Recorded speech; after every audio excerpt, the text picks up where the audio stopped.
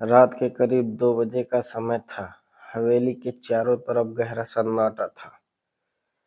बस कभी-कभी हवा की आवाज और खिड़कियों के चरमराने की आवाज आ रही थी।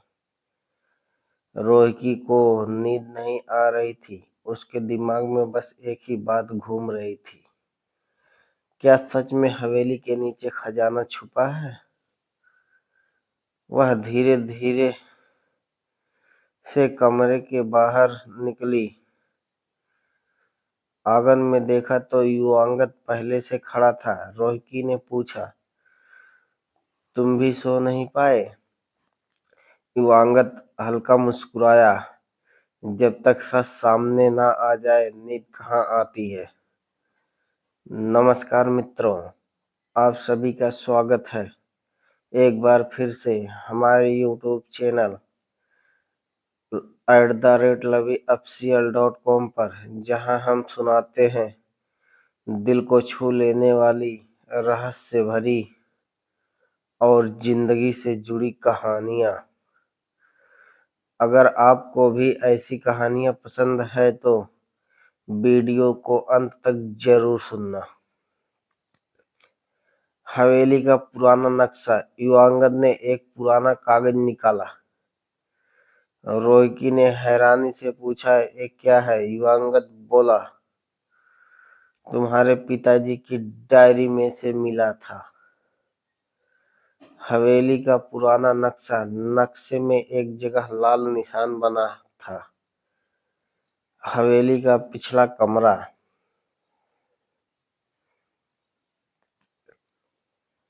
हर पुरानी हवेली में सिर्फ यादें नहीं होती, कई बार रहस्य भी दबे होते हैं। बंद कमरा। दोनों हवेली के पीछे वाले कमरे में पहुंचे।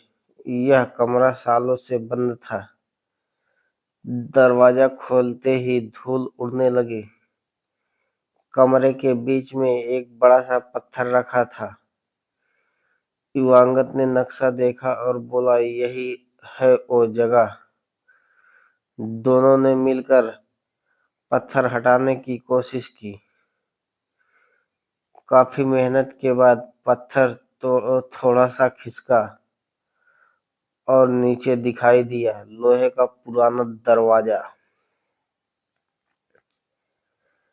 सच अक्सर जमीन के नीचे दबा होता है, बस हिम्मत चाहिए उसे बाहर लाने की। गुप्त तहखाना।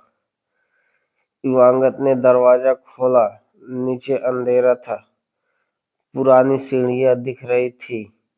रोहिकी थोड़ा डर गई। नीचे जाना ठीक होगा, युवांगद बोला। अब यहाँ तक आ गए हैं तो सच भी देख ही लेते हैं। दोनों धीरे धीरे सीढ़ियां उतरने लगे।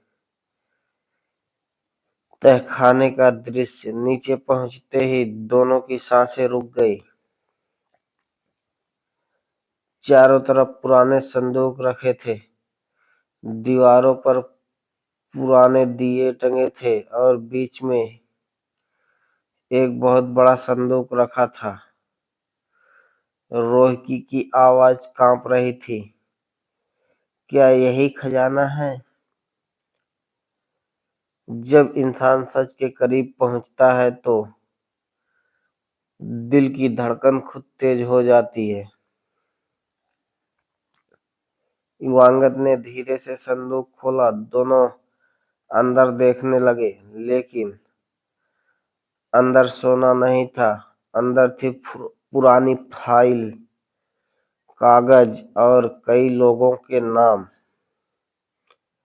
रोहिकी ने एक फाइल उठाई। उसकी आंखें चौड़ी हो गई।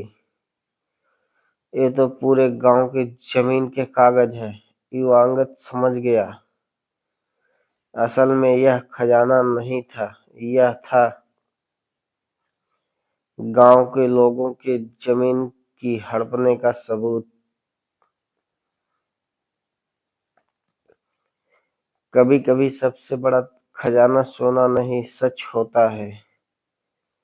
अचानक पीछे से आवाज आई,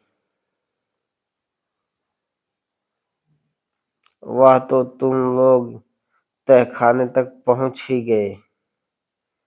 दोनों घबराकर पीछे मुड़े। सीढ़ियों पर एक आदमी खड़ा था। चेहरा अंधेरे में था और उसके हाथ में बंदूक थी। रोहिकी धीरे से बोली, कौन हो तुम? आदमी आगे आया और जैसे ही चेहरा रोशनी में आया, रोहिकी के होश उड़ गए। चाचा आप? कभी कभी सबसे बड़ा दुश्मन घर के अंदर ही छुपा होता है, और यहीं से कहानी में आने वाला है सबसे बड़ा मोड़। अब सवाल यह है, रोहिकी के चाचा यहाँ क्या कर रहे थे? क्या वही असली मास्टरमाइंड है? और क्या युवांगद और रोहिकी इस साजिश से बच पाएंगे? जानेंगे अगले भाग में। धन्यवाद मित्रों। यह कहानी कैसी लगी कमेंट बॉक्स में जरूर बताएं। फिर मिलते हैं अगली कहानी के साथ।